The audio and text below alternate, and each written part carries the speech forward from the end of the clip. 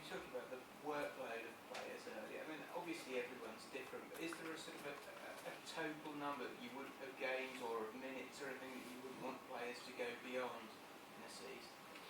No. No, it's not about that. We have, I don't know the number. Maybe there is a number, but I never thought that detailed about it. That, okay, if a player plays more than 6,000 minutes, I don't know, then it's maybe too much or whatever. That's what's not the way I see it. I'm in the business for quite a while, and everything increased. The tempo increased. When I watch games, when I played, the time, not me playing, but the time, it looks like slow motion. In comparison, and we were at that time already exhausted when the game was finished. But it looks like slow motion. Everything is quicker in this game. And have a look at these games. It's like brilliant players, bad pitches, bad balls, all these kind of things. It was unbelievable. All these players would be today world class. That time would be world class now. But the physical level is so different. So the players are better trained. But still, the competition, you cannot be counted with training. It's a little bit like in medicine. In medicine, you have pretty early a diagnosis, you know that, but it's not that, but the treatment is not there yet developed. Let me say like this, we know what it is, okay, what can we do with it? Yeah, let's see. So, and that's exactly now the same. We have actually the diagnosis, we know it's too much, and we can help. So we all know it. So you want to see people like, you want to see in the prime Messi and Cristiano Ronaldo playing all the time. So, but all the other whoever brilliant play in our team as well. You want to see play them all the time. So, but that's actually not possible without getting injured or being lucky. You can prepare yourself as good as possible. In the end, it's really tough. And it's in other sports the same. And we come back to this thing in contact sports. Other contact sports, they have all long breaks in the summer.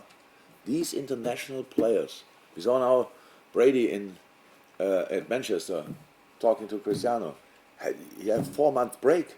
That's why he can play until he's 54 or whatever. So that's completely different. In contact sports, football is the only sport with no break for players. So, okay, if we want to have it like this, then we have to make sure that these top-class players get a better chance to have a 15, 16, 17-year career without major injury. They still can happen because of contact sport, but we have to decrease the possibility that it happens because the player falls kind of tired, either on the one that makes a foul or the other one who gets fouled, falls kind of tired in the challenge and cannot deal with it anymore. So that's it. And we again, I know it's a tradition with the 3 subs and stuff like this, all this kind of, it's fine, but the game, how I said, developed extremely, and that's why I'm sure it should be like this. And the fun part of it is we only discuss it in this country as an advantage for the better sides. All the teams who are now at the bottom of the table, I'm really sorry. They are now there with 3 subs and would be there with 5 subs. It has nothing to do with it. It's nothing to do with it, but it helps all the players. And now the teams who play 1 game a week tell us, but for me it's okay. We talk not about you in first place, we talk about the players who have no international break, because I have a week off next week. And I'm not sure, Scotland again would have off because they don't have qualifiers, and now that they organize friendly games.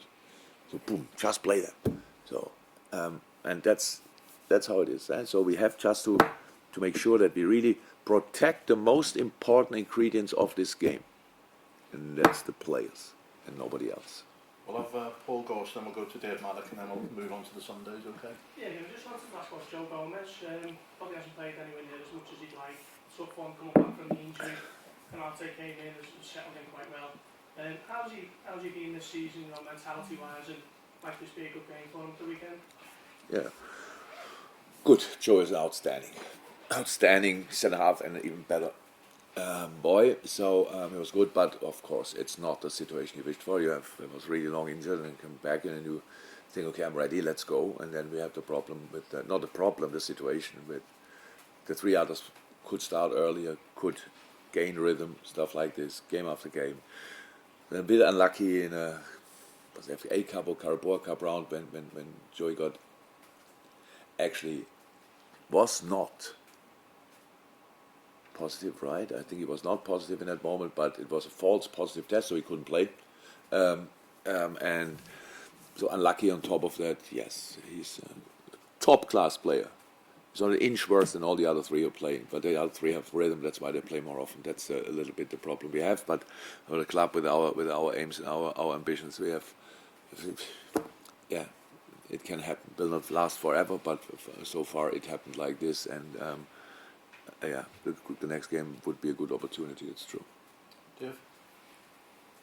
Your first time out of the house, or what? I saw you since 2 years only on the screen. Or have you been in the last press conference already? I've been in about the last 5. I asked the question each time. Oh my God. Obviously memorable question. Long COVID, losing memories. I've forgotten what it is. You're in an unprecedented position, Liverpool.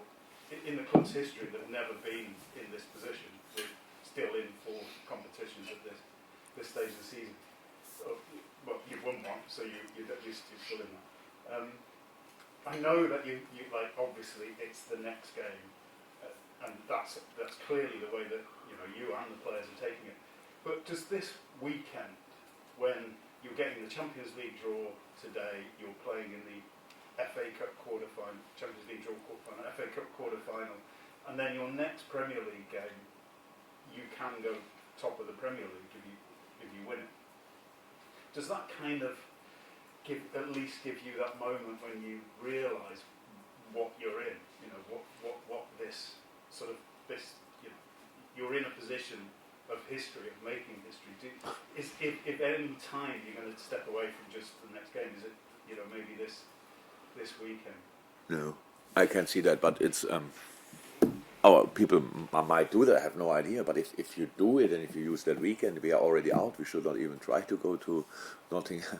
If it just goes in that direction, so like a little bit of a relief. That's a problem what we have. If we take the foot only a little bit off the gas, not even fully, just a little bit, gone.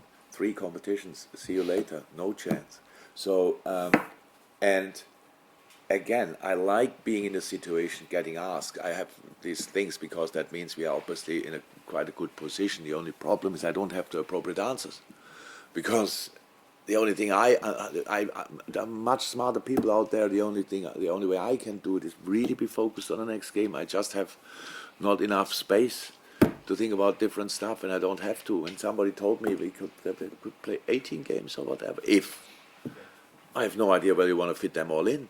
To be honest, I don't know. What? It's 22nd of May, and a week later it would be the Champions League final. Where are they all? The FA Cup final would be the week before the Champions League final. No, the week before the season final. So it means that game must be rearranged as well. So it's not the calendar is not made for a lot of success with the same team. Maybe fair. So because that's at one point you have to make okay. Now we could focus on that or whatever. The only way I know is be completely focused on the next game, and that's Nottingham. And we have already more problems than I wish. So because one position, blah blah blah, here COVID there, here there, a little bit that, and then Nottingham coming up. So with the championship side, but a really good moment. So Steve Cook is doing a brilliant job there, and all these kind of things. It's just. You can see how they're set up. It's in their system. They are a big talent in the team as well. The right side, probably the whole Premier League is after them. These kind of things. So it's a really tough one. And the challenge in this moment is to know about the positivity of the situation, but to push it aside and be just as greedy, angry, desperate to win the next game as if you were if you are in the worst position in the table. Like, if you don't win that, then it's all over. That's the situation we are in. To get always before kick-off the one team nobody wants to play against, and we try that again against Nottingham.